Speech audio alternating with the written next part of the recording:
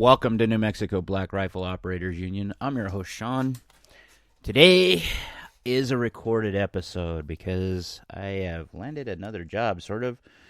And actually, it is a job. And I'm going to go take care of a customer today at 9 and try to spread the word of the company I'm working for.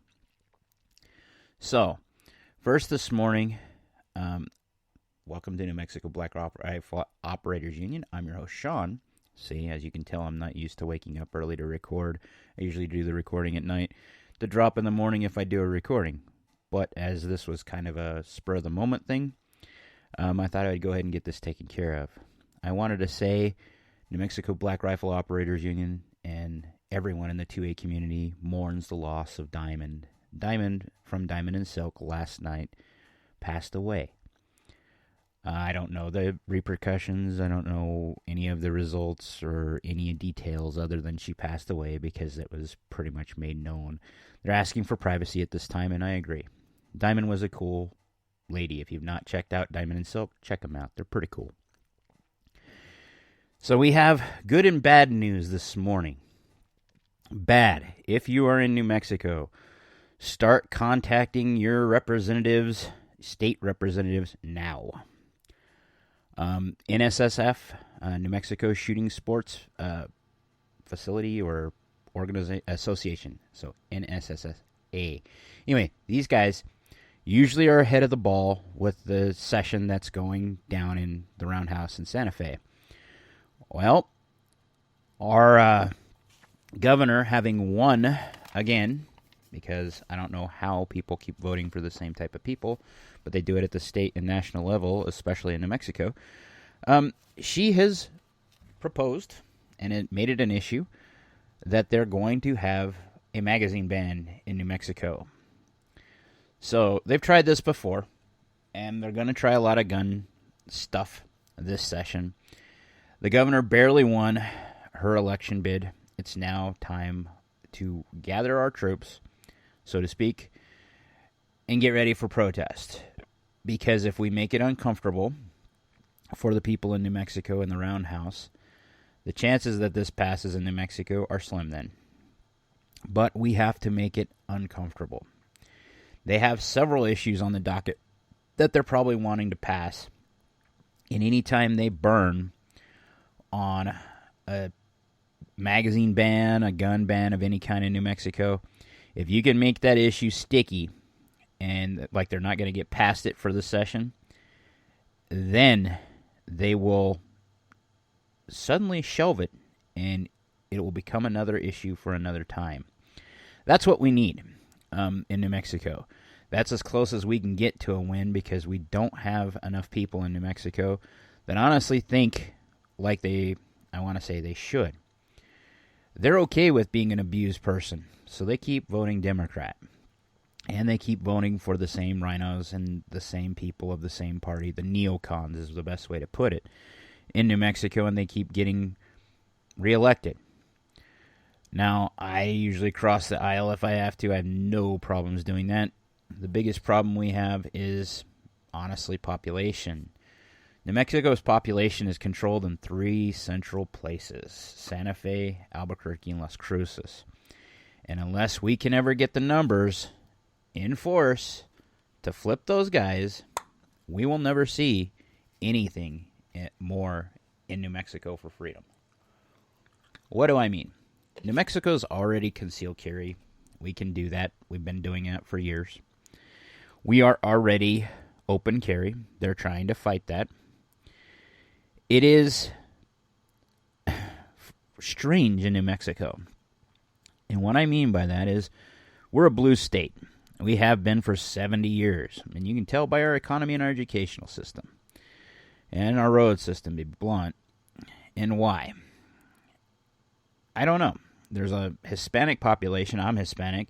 There's a lot more like me that don't give 2 craps about your party, who are sick and tired of the same crap.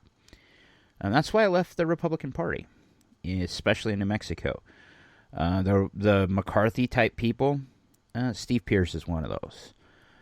If you look at the people that our boomer friends call FUDs, or not FUDs, call rhinos, or they call them allies sometimes. Usually they're these guys that are career politicians that have no business being in politics. All right, let's move on to some better news. Not necessarily the best news, because given what's happening in New Mexico, given that the federal courts are still tied up, but they're trying. GAO, Gun Owners of America, and FPC, Firearms Policy Coalition, both have suits to stay the concealed carry laws that were passed to fight concealed carry, meaning that the government, the state, has said that they don't want you to have concealed carry, and they're going against, well, the law. It was found in the courts that this is something that is a right. Duh. Well, they're trying to block it. Well, they got to stay. GAO and FPC, they've got them to overturn their stuff, not just to stay, overturn their stuff in New Jersey. It'll be a while before we can do that. Carry legitimately there. Same thing happened in New York. So GAO and FPC are consistently trying to keep our rights and keep the country tactical like it should be. The other thing they're doing is they're fighting against the ATF's illegal and unjust registry that they currently have. That is a Sneaky Pete registry. They like to lie and say it doesn't exist until they get caught on camera taking pictures at firearms dealers, FFLs, to show off what they've got there. Now, the other, I hate to say it this way, but Shannon Watts, one of the original founders of Moms Demand Action, is retiring. Now, I've seen Shannon Watts here in New Mexico at the Roundhouse. She is a lady that sticks her nose everywhere it shouldn't be in the 2A, because she believes she's on the right side of history, where she's going to ban all these bad guns because they end up in shootings, which she still doesn't understand, and none of these politicians understand. And you're seeing it more and more in every classroom. Ask a teacher. Is the behavior of society is degraded, especially after COVID. And mental health is at the forefront of everything. That's why K-12s, that's why cops are running around nuts, having to deal with, honestly, people that have lost their damn marbles. You can't have what happened for 3 years happen without some repercussions. If you look at statistics for kids in the classroom, they probably lost a year, maybe 2 years, in some cases, of progress. They are behind. And you can thank your government for it and all those spineless people in the educational system. And yes, I can say that now, because not one of them was willing to stand up and say no. And when they did, the government reined them in so hard and replaced their board, and later to have them reinstated because they did nothing wrong but act on the local educational authority. Now, the school district I worked in, there was a lot of discussion at the board level, but they were fought at the superintendent level initially about this stuff. And later, when they got a better I wouldn't say better, they got a newer superintendent. And when I say better, I work for both good superintendents. I'm not fighting those guys because I see good in both sides. I understand from the administration level, their hands are tied. Them's the rules. They got to do stuff sometimes. But sometimes you have to, go boldly on your own. And you have to be willing to put it down. When someone puts something down and you're fighting for 2,500 kids and 450 staff members roughly, you need to be willing to say, this type of change is not good for my people, and screw you. And no one did that. For 3 years, we were kind of bullied. I can say this because I'm not working for them anymore. I can say this in the K-12 world, in the educational world. For 3 years, we've been bullied to get the vaccination. Now, I had some very good people in my department that outright refused. I should have. But no, I was worried about my boys having to do it because they were both school-age kids when this all started. And before my under 25-year-old sons got it, I was going to do it. Because if we're going to have to force them, or if we're going to force them in education, I want to know what it's going to do to me. Now, my experience with the vax is it hurt my arm, it made me sleepy, and that was the end of it. Do I have any lingering side effects? No. Why? Probably because, and I had the 2 rounds of one of the first original 2. And I did it because I was part of the collective at the management level, or at the not the superintendent, but at the administration level, that it was kind of strongly encouraged, if not anything else. I also did it for my own selfish reason, because I foolishly thought the governor would back off, and she didn't. And it was basically for naught, because I got the Omni-Man version despite being vaccinated. But I digress about the vax. If we're willing to compromise on something like a vaccine, and this is where I have to give myself some shame. I was fully vaccinated at the time. I had the 2 shots. I didn't sign up for a 3rd or 4th or 5th, and I damn sure won't now. COVID was very bad for me. I hated it. Talk to your doctor. That's the best thing you can do. If your doctor's a shill and is just willing to say, yeah, you need to do this no matter what, without actually discussing your conditions of your health, get rid of them. Get a new one, because that's how it rolls. On the better side, I was looking for something that would just be different than the political talk, because, man, even I get tired of seeing what they do to us. But you have to understand, in the 2A community, this is normal. We have been fighting through Republicans, through Democrats, through Republicans and Democrats, and what do we get consistently? A death by 1,000 cuts. Trump, the orange man that everybody loves, wanted to back McCarthy. Both of those guys have backed gun bans. Both of those guys backed the bump stock ban. And Trump, to be honest, got more gun control passed than Obama ever did. That's why the man will never get my vote again. And seeing that he wants a neocon in there, and yeah, I understand there were concessions, and I understand there were some people that are like, yeah, we got some concessions, and we're on some committees, and we can make things happen. Prove it. Until then, you're all neocons, and every one of you needs to go. But on the good side front, have you looked around and seen how FAFO happen in real life? In Texas, there's a guy who walked into a taco shop with a BB gun. I assume it's an airsoft gun because I haven't seen very many realistic BB guns. That said, I haven't been looking at BB guns for a long time since my kids have grown up. And I see little utilitarian need for one. They're fun to shoot. But in New Mexico, in the city proper where I live, it's considered a firearm, and it's a bad plan to be anywhere near them. Excuse me. Sorry about that. My allergies are going nuts this morning.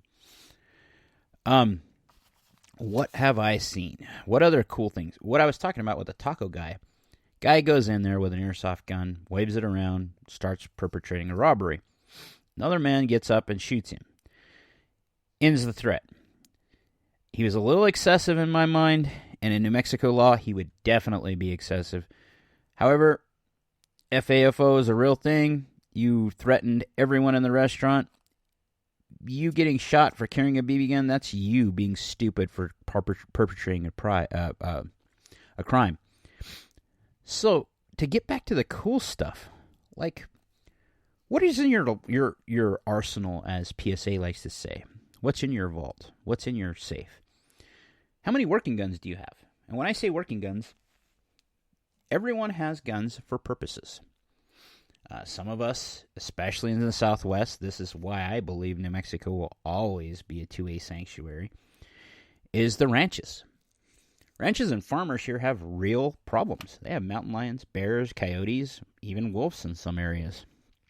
And wild pigs now in the southern parts of the state that have bled over from Texas. These are pests, to the rancher who's just trying to make a living on public lands. They're leasing public lands. They've got 100 or 200 head of cattle out there just trying to make a living. Each loss is a bad thing. Not to mention how the accidents they have out there, ranch guns, lever guns, mini 14s, whatever they use for a ranch gun, is utilitarian in the Southwest. Ranch guns could be as simple as just keeping the foxes away from your chickens. Could be a shotgun. Then we have law enforcement. If you're in law enforcement or you like law enforcement type firearms, the tactical firearms, what was its use case built for you? And then there are military firearms. Now, the left likes to say that the M16 or the AR-15 is a military firearm. The AR-15 is not a military firearm. It is not used by any military service anywhere. The M16 is. And for those that say, well, what's the difference? There is a dramatic difference between an AR-15 and an M16. Number one, an AR-15 doesn't have the lower, unless it was made by a free company, that has the place for a sear and the full auto group, okay, without modification. This is because of law. The M16 does have that. A good chunk of AR-15s nowadays are coming with full auto carrier groups. What is that? It's a heavier bolt carrier group for the AR-15. And why do they do that? To address timing issues, to be real. If you really want to know why they do it in semi-automatic guns, it's in the vain hopes that one day we would ever get our rights back and we could put the auto sear back in there. But it's also because that there's a small select group of people that can drop in auto sears that they have registered before 1986. But military guns go farther than that. A K98, an M1 Garand. These guys are military rifles. They were used by a military in one place or another across the country. So were AKs. But a lot of people, like myself, collect military firearms. Why? Because they're a piece of history. There's a lot of blood, sweat, and tears that went in them to manufacture them. And they are very high quality usually. Race guns. One of the cool things about our community are people that compete. And I say cool because these guys drive innovation. The things like the Echo Trigger that people say is a machine gun also. It is not a machine gun. What it actually is a split time device. It's designed to give you the best split times in like a 3-gun match. And then the last are defensive guns for your home. Whether it's a shotgun, a pistol, or a rifle. It's none of my business. But we all design guns for a purpose in mind. And if you're not doing that, you're just making it because it's cool. Cool for you too. But sometimes when you make that purpose, let's start thinking about this in reality. If you like tactical guns, are you going to clear a house? If the ball drops, as they say, are you really going to clean a house? Clear a house? Probably not. You're going to want something defensive. And I understand that. But that's up to you. That's one of the things I like about the 2A is that you can pick any one of these. And you can have one just because it's cool. That's the other class of guns. Just because it's cool. There are some guns that I like just because they're cool. The MP5 is one of them. Is it practical? The last round bolt hold open of the AR-15 type guns makes it really unattractive to a lot of people. Not to me. But it also makes it attractive for another reason. The gun has almost no recoil. And that makes it awesome for new shooters. And that also makes it awesome for people who are recoil sensitive. I'm not. I told you the story of why I wanted an MP5 and why I got one. But it gets back to the heart of things. Sometimes you just get it because you want it. And that's how the 2A should be. You shouldn't be told by the government what you can and can't have. And I'm going to leave it there. Thank you for putting up with my drowsy, tired butt before I go do part of my new gig. Like, share, subscribe, be great.